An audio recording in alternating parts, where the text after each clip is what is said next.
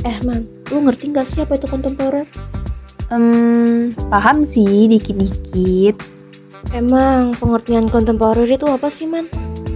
Jadi, kontemporer itu adalah cara pandang dan berpikir mendalam menyangkut kehidupan pada masa saat ini, Ca. Oh, Kalau kamu nggak paham, kita nonton video ini aja yuk. ya udah, ayo. Kemunculan filsafat pada periode sejarah filsafat barat itu dimulai pada abad ke-19 atau pada awal abad ke-20. Kemunculannya ialah sebagai kritik terhadap perkembangan filsafat pada abad modern. Kritik yang dimunculkan adalah deskonstruksi terhadap rasionalisme yang telah begitu didewakan dalam membangun kebudayaan dunia barat. Dekonstruksi dinilai sangat diperlukan karena rasionalis yang berlebihan telah menyisihkan seluruh nilai dan norma-norma dalam menjalankan kehidupan. Pada zaman kontemporer ditandai dengan penemuan berbagai teknologi canggih di bidang teknologi dan komunikasi, contohnya seperti handphone, laptop, ataupun komputer. Yang pertama yaitu aliran pragmatisme. Aliran pragmatisme adalah aliran yang menekankan bahwa pemikiran itu menuruti tindakan tanpa berpikir panjang. Tokoh-tokoh dari aliran pragmatisme yang pertama yaitu adalah Peirce.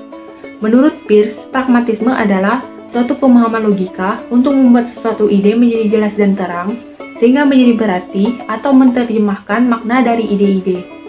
Yang kedua yaitu William James. Menurut William James, pragmatisme adalah realitas sebagaimana yang kita ketahui. Untuk mengukur kebenaran suatu konsep, seseorang harus mempertimbangkan apa konsekuensi logis penerapan konsep tersebut. Yang ketiga, yaitu John Dewey.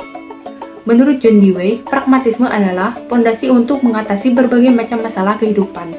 Dan yang menentukan kualitas seseorang adalah adanya pendidikan dalam diri manusia tersebut. Yang kedua, yaitu aliran fenomenologi. Fenomenologi adalah sumber pengetahuan dan kebenaran atau suatu metode pemikiran. Tokoh-tokoh dalam aliran fenomenologi yang pertama yaitu Edmund Husserl. Menurut Husserl, fenomenologi adalah suatu realitas sendiri yang tampak.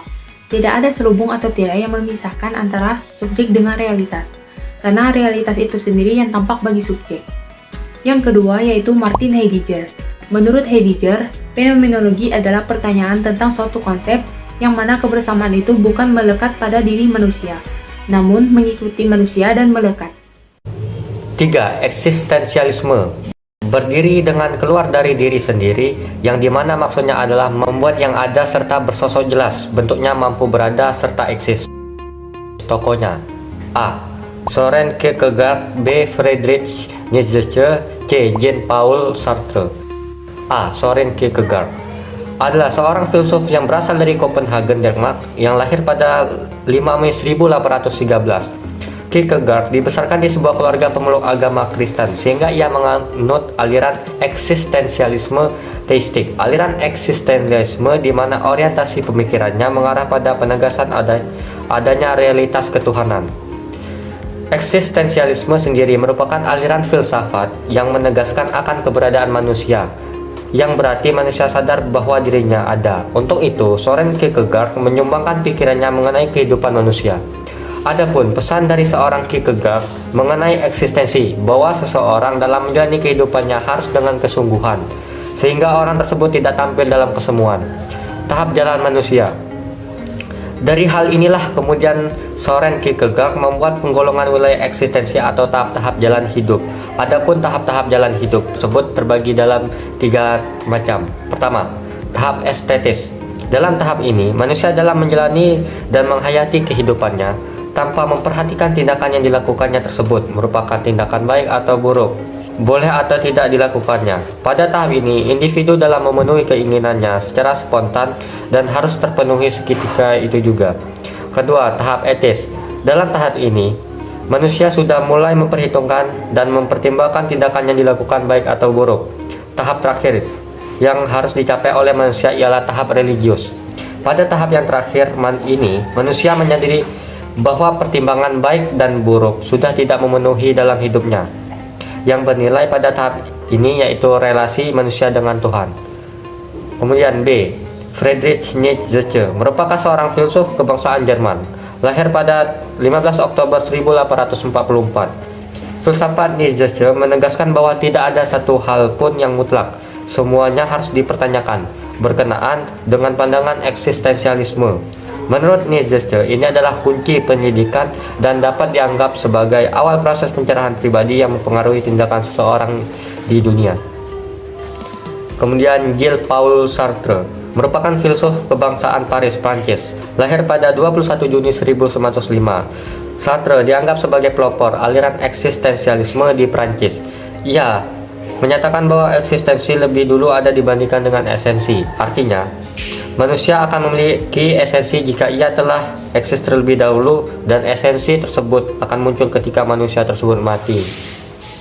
Teori kritis mazhab Frankfurt pada umumnya diasosiasikan oleh sebuah lembaga independen di mana tempat lahir dan berkembangnya teori ini yaitu Institut für Sozialforschung atau Institut Penelitian Sosial yang didirikan oleh Felix Josuel pada 23 Februari tahun 1923 yang berpusat di Frankfurt, Jerman, dengan fokus pada kajiannya yaitu sosial masyarakat. Secara historis, teori ini lahir karena adanya berbagai kritik terhadap pemikiran Karl Marx. Teori ini juga dipengaruhi oleh 3 pemikiran utama, yaitu filsafat idealisme Hegel, pemikiran filsafat Karl Marx, dan psikoanalisis Freud. Secara klasifikasi, teori kritis digolongkan sebagai aliran pemikiran neo-Marxisme. Neo-Marxisme merupakan aliran yang berkembang pada abad ke-20 yang menolak redukasi ajaran Karl Marx, yang diinterpretasikan oleh Friedrich Engels karena menghilangkan dimensi dialektika yang merupakan bagian inti dari pemikiran Karl Marx.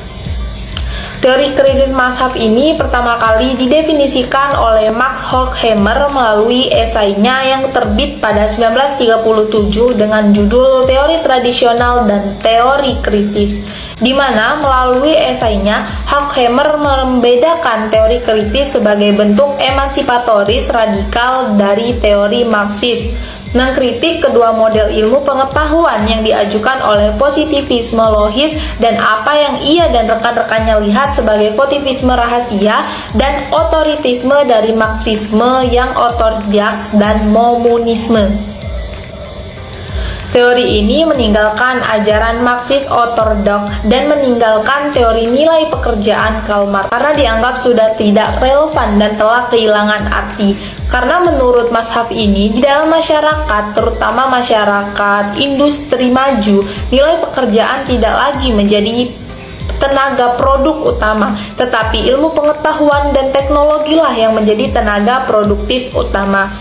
Kedua, meninggalkan aliansi kelas karena menurut mazhab ini di dalam masyarakat kapitalisme lanjut atau masyarakat antar kelas, mereka sudah saling menyatu sehingga teori proletar pekerja buruh yang ditindas oleh kaum borjuis itu telah ditinggalkan karena mereka menganggap di dalam masyarakat kapitalisme lanjut penindasan manusia itu sudah tidak ada lagi dan sudah tidak relevan dengan pada masa itu. Jadi gimana nih Cak? Lu udah paham belum? Paman ini penjelasannya kayak baik, jadi gue paham banget ya Man. Thank you ya Man. Yoi, sama-sama. Mungkin nanti dia lagi aja kali ya. Oke. Dadah. Makasih ya.